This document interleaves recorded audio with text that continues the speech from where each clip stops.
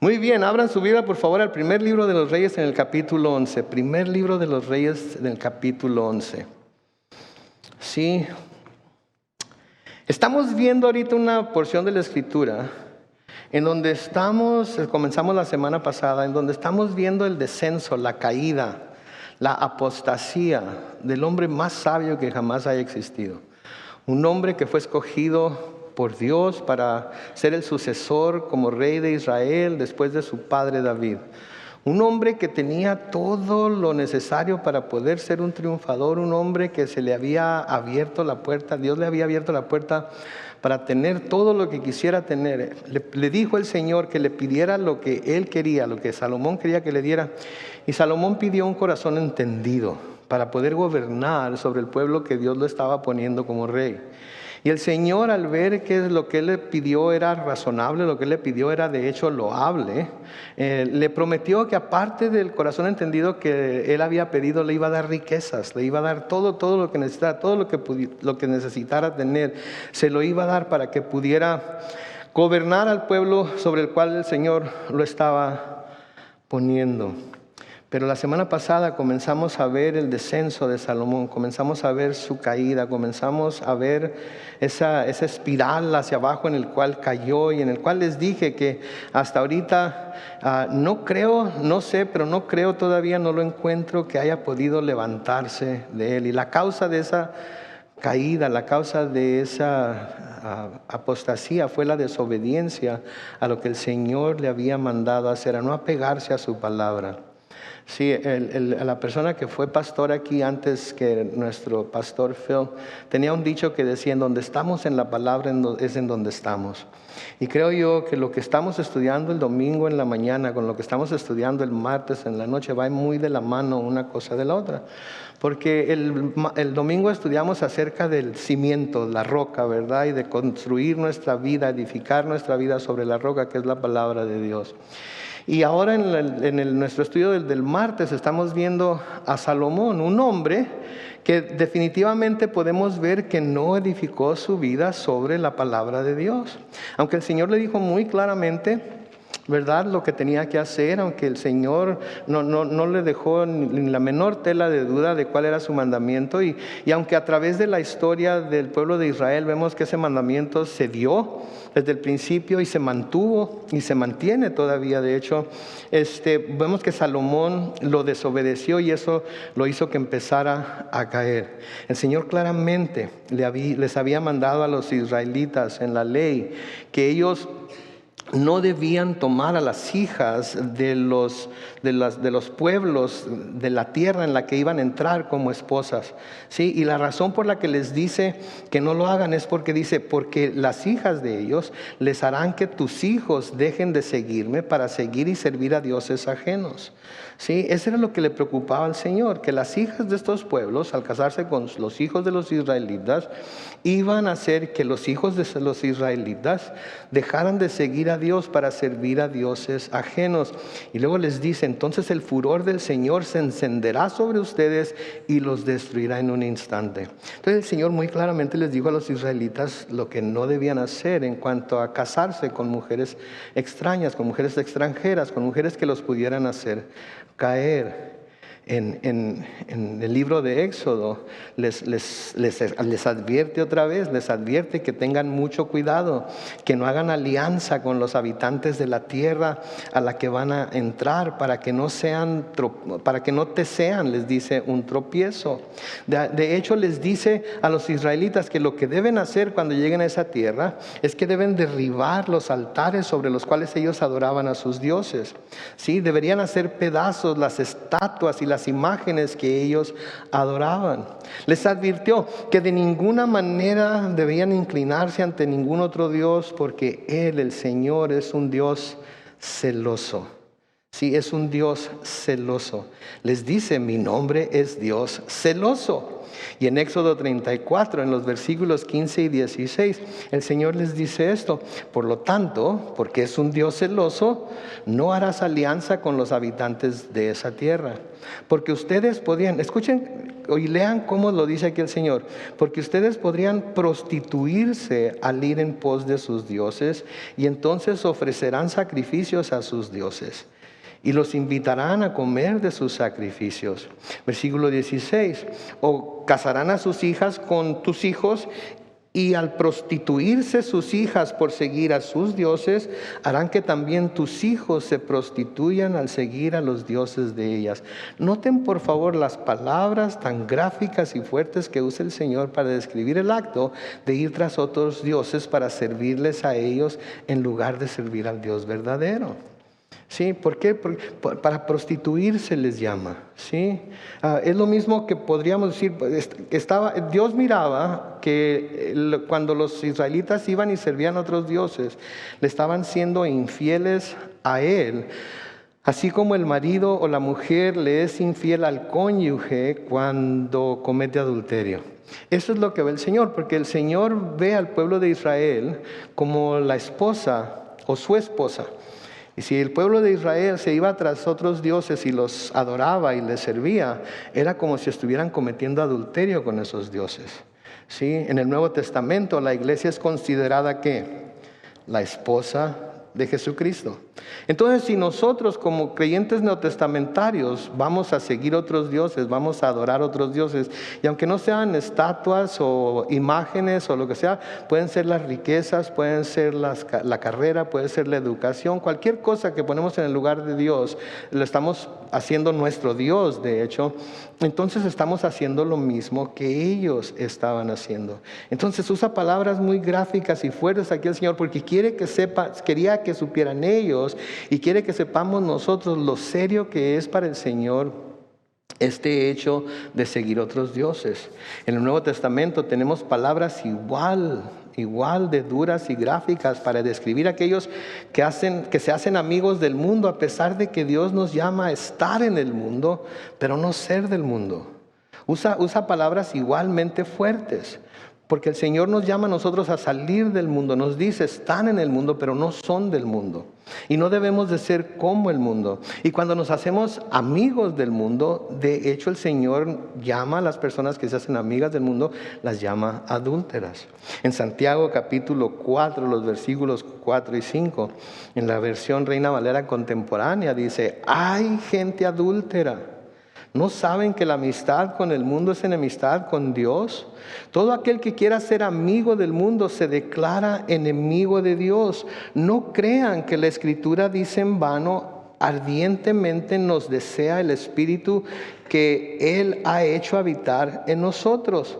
De nuevo, noten, no crean que la Escritura dice en vano, ardientemente nos desea el Espíritu que Él ha hecho habitar en nosotros. Y cuando habla de ardientemente desear, quiere decir que nos está celando. Nos está celando, el Espíritu de Dios nos cela.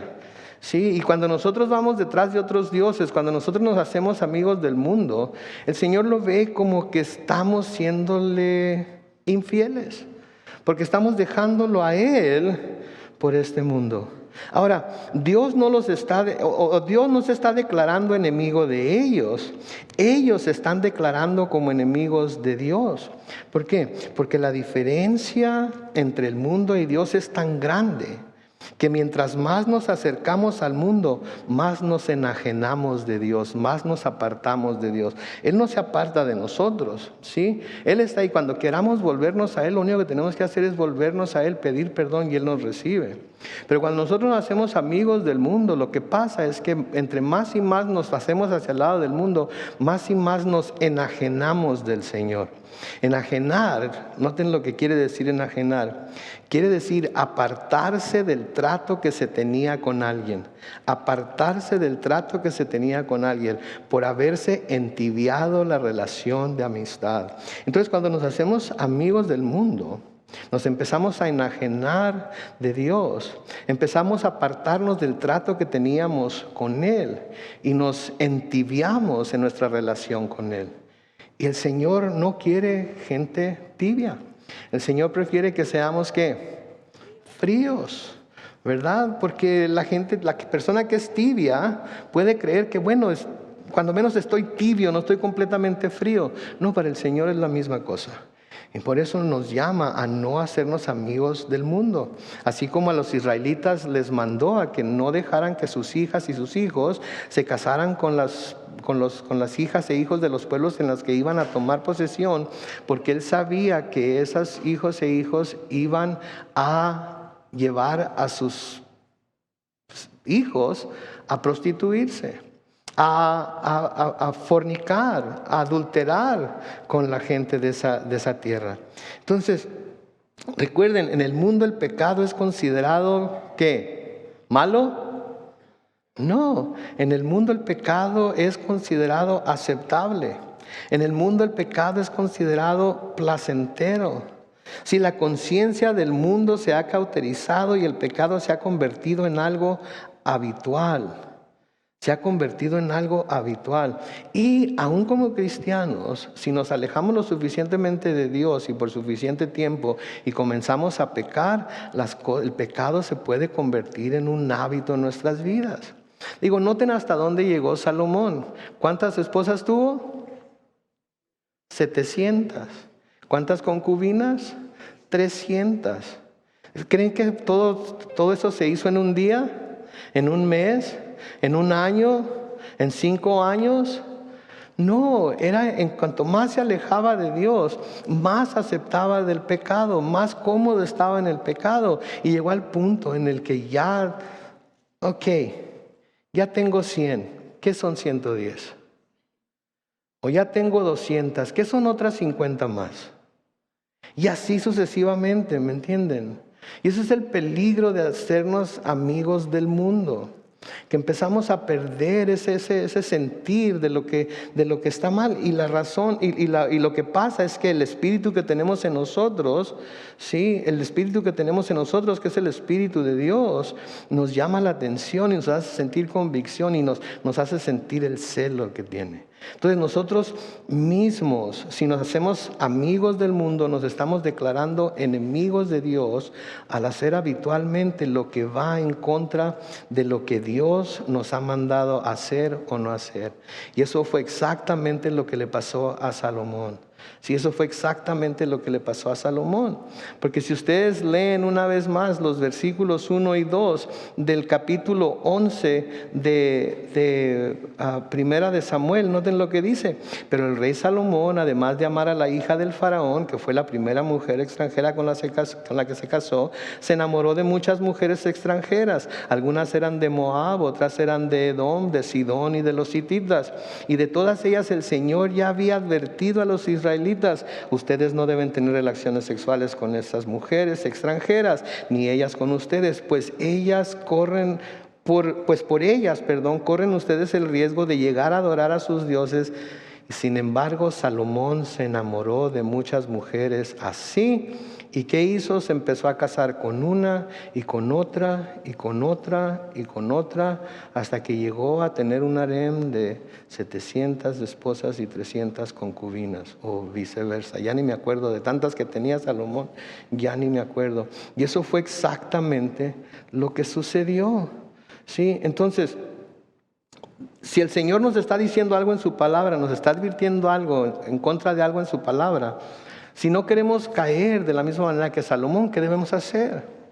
Debemos prestar atención, debemos volvernos del camino en el que vamos y volvernos a Él para servirle y seguirle solamente a Él. De nuevo, el Espíritu de Dios nos cela. Sí, pero no quiero que piensen que el Espíritu de Dios nos cela como el marido celoso cela a la esposa, ¿verdad? Porque el marido celoso o la esposa celosa celan al esposo o a la esposa y le dicen así algo como: si no eres mía no vas a ser de nadie, ¿verdad? Y ese es el celo del hombre y de la mujer también. Pero el celo del Señor no es así. El celo del Señor es por nosotros, porque no quiere que nada malo nos pase. Los padres creo que saben, entienden lo que estoy diciendo. Yo soy bien celoso de mis hijos, ¿sí? Y no tiene nada que ver con la novia que tiene mi hijo, ni con el novio que tiene mi hija, ¿verdad? Porque al fin de cuentas yo no soy el que me voy a casar con ellos. Si se llegan a casar, ellos se van a casar. Aunque si miro algo que no está bien, les digo para que se fijen bien y les pregunto, ¿cómo la ves con esto? ¿Qué te parece? Etcétera, etcétera. Pero mi celo por ellos es porque no vayan a cometer un error y vayan a tener que sufrir cosas por las cuales no deberían de tener que sufrir nunca. Sí, entonces eso es por lo que los celo, pero no como el celo que tiene el hombre, ¿sí? Entonces el Espíritu del Señor nos cela y por eso nos hace sentir convicción cuando pecamos.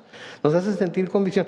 No nos condena, ¿sí? No nos condena, nos convence o trata de convencernos de que lo que estamos haciendo no está bien delante de Dios. Pero ¿saben que no nos va a obligar a dejarlo? Nosotros mismos debemos tomar la decisión de si vamos a apartarnos de nuestro pecado o vamos a seguir en él. Sí, el Señor por medio de su Espíritu y por el celo que tiene por nosotros nos va a advertir, nos va a convencer, nos va a hacer sentir convicción. Y a veces la convicción es pesada, la convicción a veces. Cuando el Señor nos está convenciendo de que algo que estamos haciendo no está bien y que debemos apartarnos de ello, es pesado porque hay una lucha entre el Espíritu y la carne, ¿no es cierto? Sí, pero el Señor no nos va a obligar a que dejemos lo que estamos haciendo. El Señor va a dejar que nosotros tomemos la decisión de si vamos a apartarnos de nuestro pecado o vamos a seguir en él. Sí, y por lo tanto no debemos de pensar que solamente porque seguimos en nuestro pecado y nada malo pasa, el Señor está de acuerdo con ello. Sí, lo que tenemos que recordar es que Dios es, como vamos a ver ahorita, es lento para la ira, pero llega el día en el que dice ya y ahí se acabó. Sí, cuando el Señor Jesucristo iba a ascender al cielo, iba a regresar a su gloria. Sí, les advierte a sus discípulos que se va a ir, pero les dice que les conviene que Él se vaya. Sí, les conviene a ellos, pero también le convenía al mundo que Él se fuera. Sí, porque noten lo que nos dice en Juan 16, los versículos 7 al 8. Pero les digo la verdad. Les conviene que yo me vaya, porque si no me voy, el Consolador no vendrá a ustedes. Pero si me voy, yo se lo enviaré. Y cuando Él venga, convencerá al mundo de pecado, de justicia y de juicio.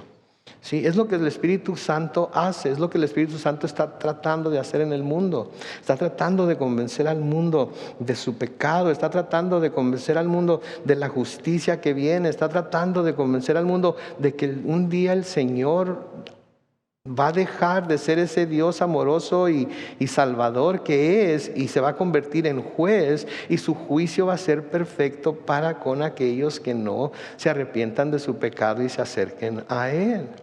Entonces fue el Espíritu Santo el que nos convenció a nosotros que necesitábamos acercarnos a Dios, ¿no es cierto? Y gracias a Dios entonces por ese Espíritu que nos convenció a nosotros y que sigue aquí para convencer al mundo, pero que también sigue nosotros constantemente recordándonos quiénes somos, en dónde estamos, en dónde debemos de estar, cómo debemos seguir a Dios, ¿sí? Y usa las Escrituras para iluminar nuestra mente, iluminar nuestro corazón y para que entendamos el corazón de Dios acerca de cosas como estas. Seguimos leyendo ahí en Primera de Reyes en el capítulo 11, ahora los versículos 9 y 10. Noten, el Señor se enojó. Tardó para enojarse porque Salomón ya tenía aquí como 50, 60 años. Tardó para enojarse, pero finalmente se enojó mucho contra Salomón porque su corazón, noten, se apartó de él.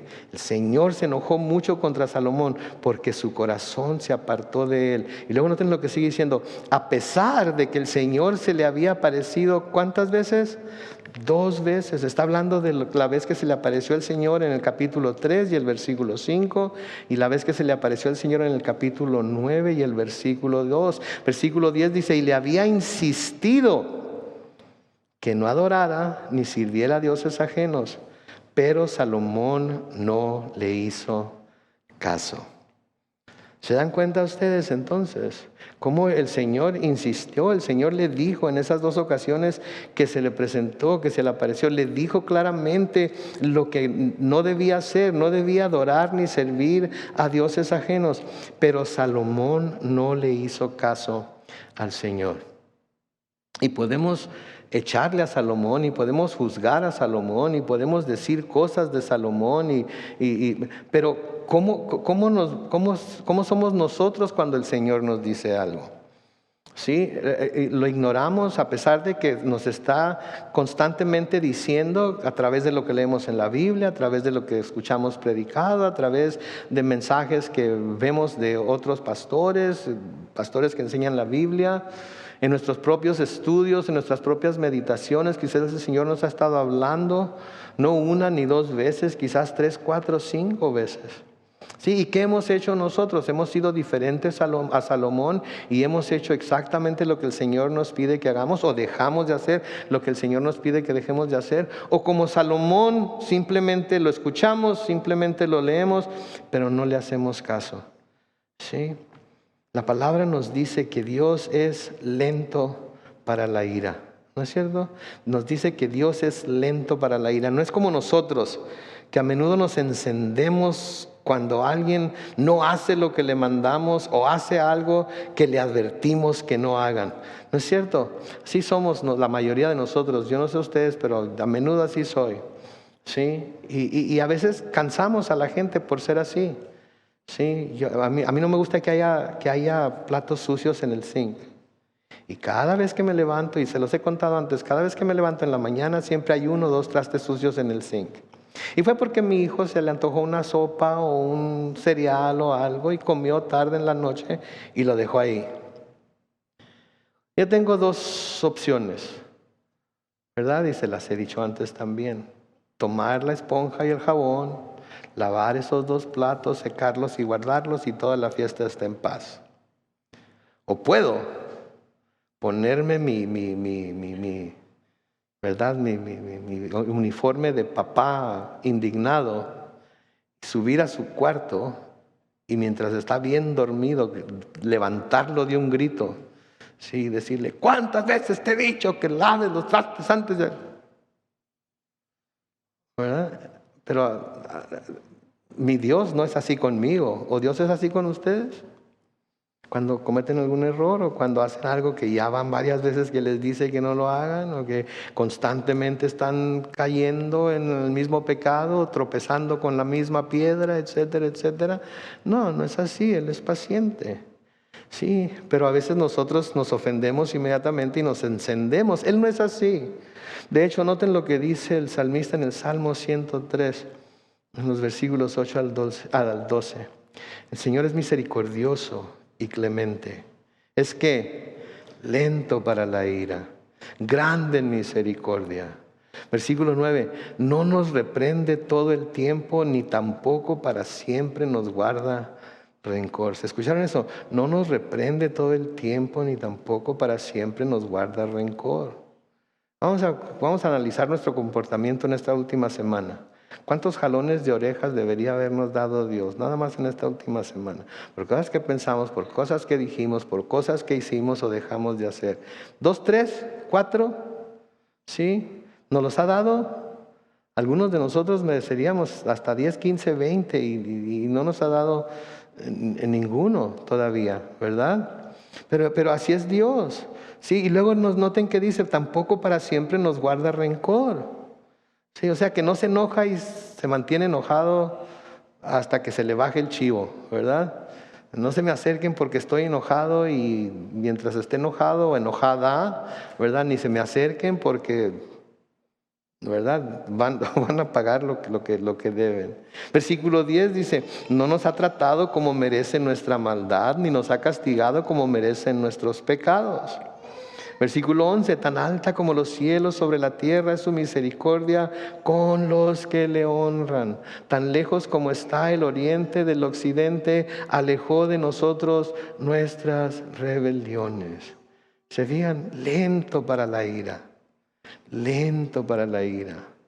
Sí, su longanimidad es de dar miedo.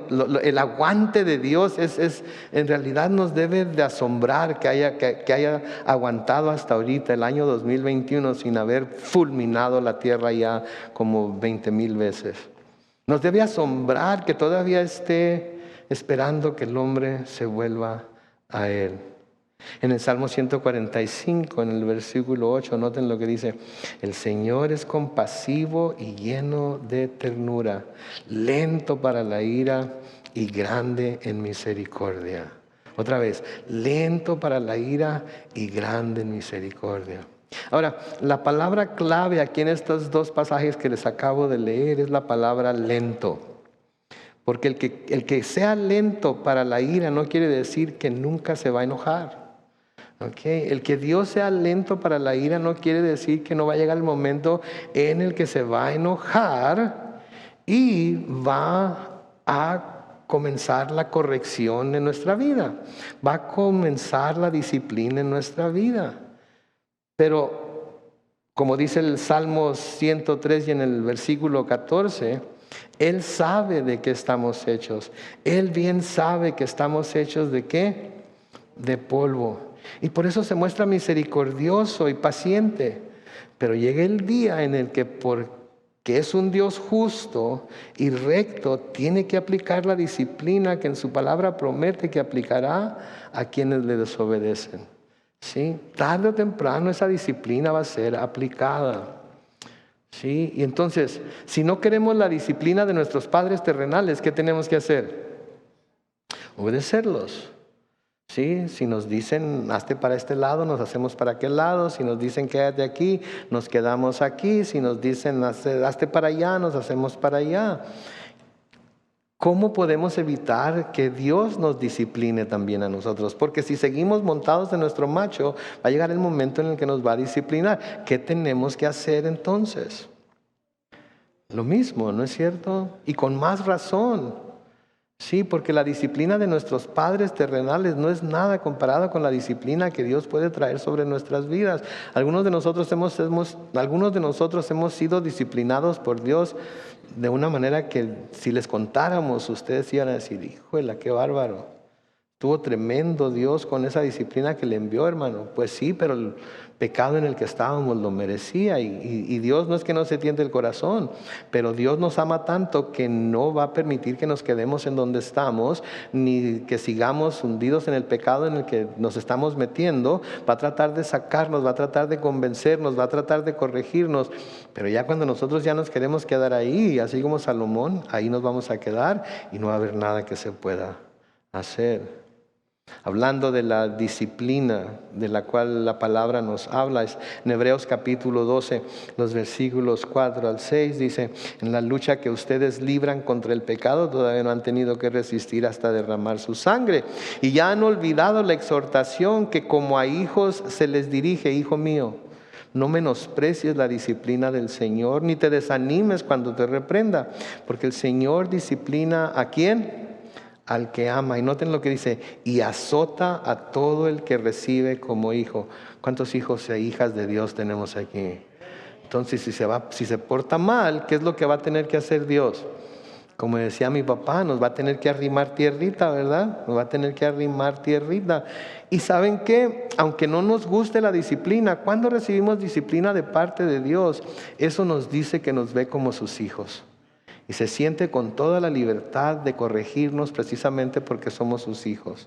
Dudo que alguno de ustedes aquí, si va a alguna tienda de ropa o algún mercado y ve a un chamaco portándose mal con la mamá, lo agarre, se lo ponga sobre la rodilla y lo agarre a nalgadas sin saber quién es, sin conocer a la mamá. Dudo que alguno de ustedes lo haga, aunque ha habido gente que se ha atrevido, ¿verdad? Pero dudo que alguno de ustedes lo haga. ¿Alguno de ustedes lo ha hecho antes?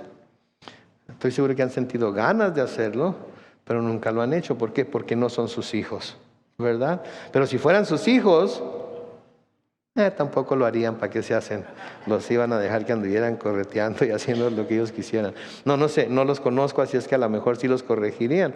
Entonces Dios nos disciplina porque somos sus hijos. Dios nos disciplina porque nos ama, ¿sí? Porque quiere que no vayamos a caer más de lo que nuestro pecado nos ha llevado a caer. Quiere que no vayamos a caer de la misma forma que Salomón cayó. Pero de nuevo, Dios es paciente.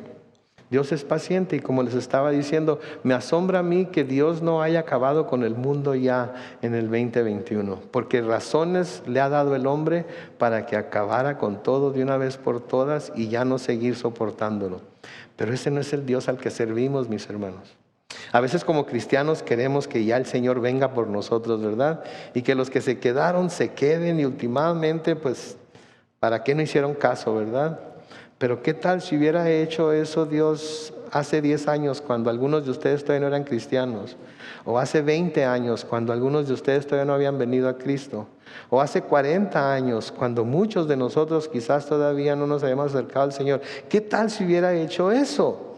¿Cuántos de nosotros estuviéramos ahorita en el infierno sufriendo el tormento eterno? ¿Verdad?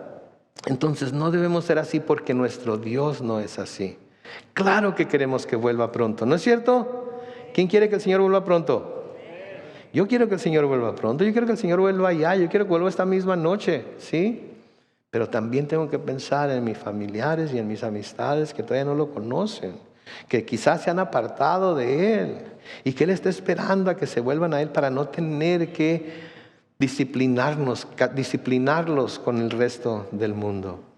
El apóstol Pedro escribe en segunda de Pedro, en el capítulo 3, los versículos 9 y 10, noten: el Señor no se tarda para cumplir su promesa como algunos piensan, sino que tiene paciencia y no quiere que ninguno se pierda, sino que todos se vuelvan a Él. Versículo 10, pero el día del Señor llegará como un ladrón en la noche. Ese día los cielos desaparecerán en medio de un estruendo y los elementos arderán y serán reducidos a cenizas, y la tierra y todo lo que en ella se ha hecho será ¿qué? Quemado.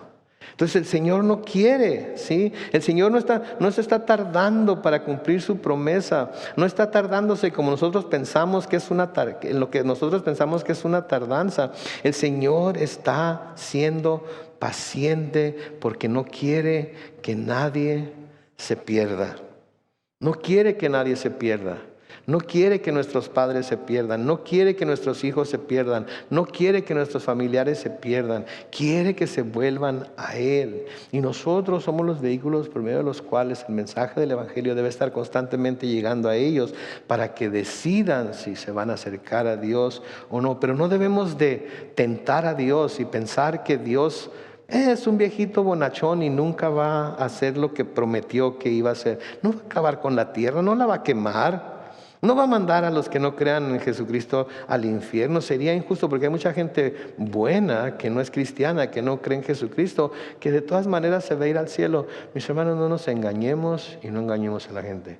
No hay gente buena, ¿sí? Sin Cristo todos somos igual de malos, ¿sí? Y entonces tenemos que constantemente estar conscientes de que sí, Dios es lento para la ira, Dios es paciente y misericordioso, pero también es un Dios justo y finalmente es un Dios justiciero que tiene que aplicar su justicia tarde o temprano.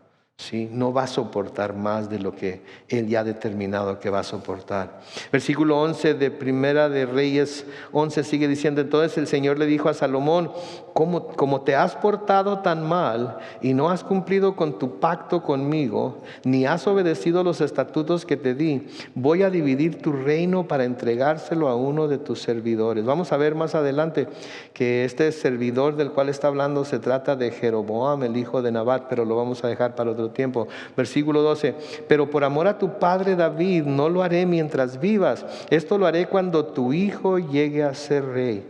Entonces, definitivamente la disciplina del Señor se estaba acercando a la vida de Salomón, pero noten, por amor a David, Dios iba a posponer la división del reino hasta después de la muerte de Salomón. ¿Por qué? Porque el amor de Dios por David era tan grande que él quería cumplir con su compromiso con David a pesar de cómo se estaba portando Salomón. Dios estaba honrando ese compromiso con David. Sin embargo, por la desobediencia de Salomón, este compromiso fue alterado. Mis hermanos, déjenme decirles, Dios tiene un plan A para nuestras vidas y Dios tiene un plan B para nuestras vidas. ¿Qué plan queremos que se ponga sobre nosotros? ¿Qué plan queremos seguir? ¿El plan A o el plan B? Algunos ya estamos en el plan B, ¿no es cierto? El plan A se nos pasó y tuvimos que aceptar el plan B. Pero gracias a Dios que el Señor puede tener plan C y plan D también. Pero entre más vamos alejándonos del plan perfecto de Dios, menos probabilidades hay que tengamos una vida que sea, no voy a decir completamente placentera, pero una vida que sea más como más llevadera, una vida más bendecida. Si el mejor plan en el que podemos quedarnos es en el plan A de Dios, porque si no nos quedamos en ese plan, el siguiente plan no es tan bueno como ese. Yo les puedo decir por experiencia propia que el plan B, en el cual Dios me dio el gozo, la bendición de poder caminar, al ver hacia atrás mi vida, me doy cuenta que el plan A hubiera sido muchísimo mejor.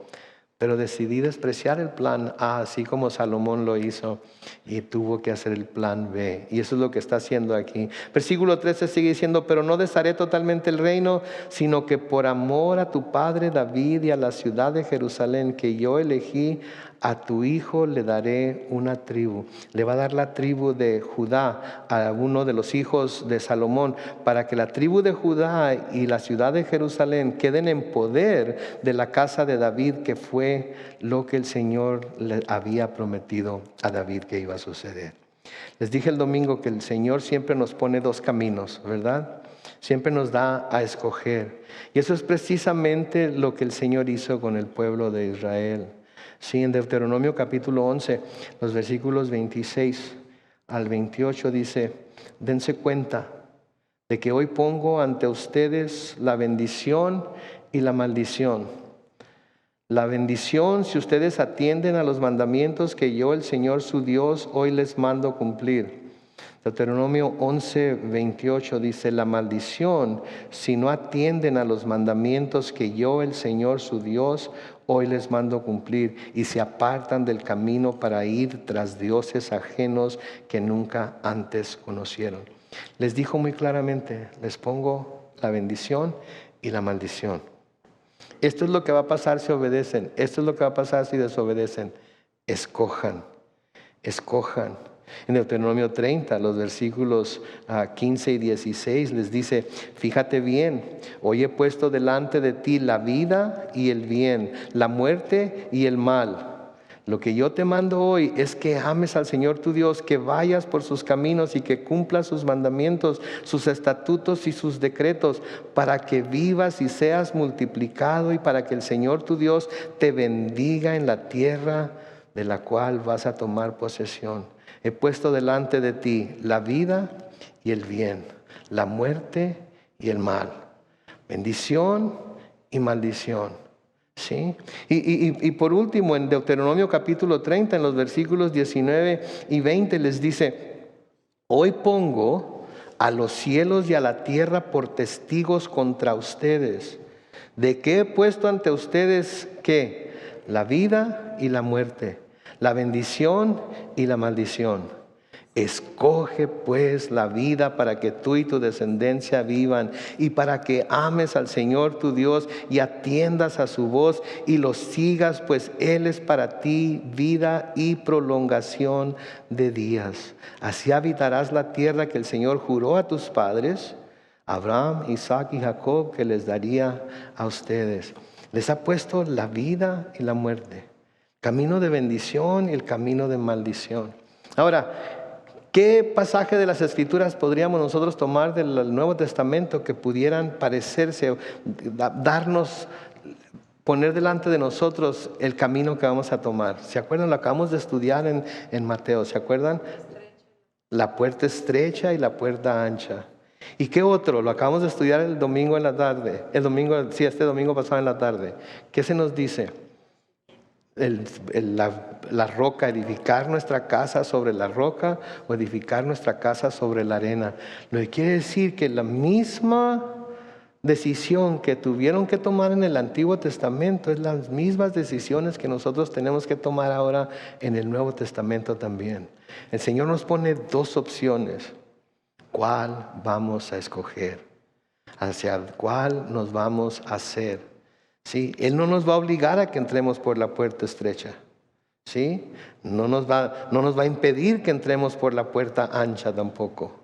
Nosotros vamos a decidir por dónde vamos a entrar. Y la una se tiene que buscar, ¿sí? Se tiene que buscar y encontrarse. La otra es fácil entrar. Construir nuestra casa sobre la arena es fácil y rápido, pero vienen los vientos, vienen los ríos, vienen las tormentas, ¿y qué sucede? Se va a caer. Pero si construimos y edificamos nuestra casa sobre la roca, van a venir esas mismas tormentas, esos mismos ríos, esos mismos vientos, ¿y qué va a suceder? Va a quedar de pie. Entonces Dios nos da a escoger hoy, otra vez. Hoy está poniendo delante de nosotros el camino de vida, el camino de muerte. ¿Qué vamos a hacer? ¿Qué vamos a hacer? Los que están aquí, los que nos están viendo en YouTube, los que nos están viendo en Facebook, ¿qué vamos a hacer? ¿Qué vamos a hacer? Y creo yo que este es un mensaje también para todos aquellos que quizás en nuestra familia o amistades que tenemos se han apartado de Dios. Le tenemos que recordar, Dios ha puesto delante de ti dos caminos. ¿Cuál vas a escoger? Y como Dios les rogó a los israelitas, escojan por favor la vida. Así les tenemos que decir nosotros, escoge por favor la vida. Todavía es tiempo. Todavía es tiempo. Dios es lento para la ira, grande en misericordia, pero va a llegar el día en el que va a tener que imponer su justicia. ¿En dónde nos vamos a encontrar? Amén. Mientras el grupo de alabanza pasa al frente, vamos a orar una vez más. Padre Celestial, te damos gracias por tu amor y misericordia. Te damos gracias por tu palabra, Señor. Te damos gracias que una vez más nos llamas a tomar una decisión. Si vamos a seguirte a ti, si vamos a seguir tu palabra, si vamos a servirte a ti o vamos a servir dioses ajenos que no hemos conocido antes. Te pedimos, oh Dios, que en esta noche tú ilumines nuestra mente, nuestro corazón. Te pedimos, oh Dios, en esta noche que una vez más nos ayudes a ser sabios y podamos, Señor, elegir lo correcto. Señor, si hay alguien entre nuestros hermanos que está aquí hoy que se ha apartado, que ha dejado tus caminos, ya ha decidido por un momento seguir caminos y dioses que no conoces, Señor, te pedimos que hoy le des la habilidad para volverse a ti. Te pedimos, Señor, que a todos nosotros hoy nos des por el poder de tu Espíritu esa convicción, ¿sí? De dónde nos encontramos, si tuviéramos que dar marcha atrás o tuviéramos que, Señor, cambiar de rumbo para poder encontrarnos en tu perfecta voluntad.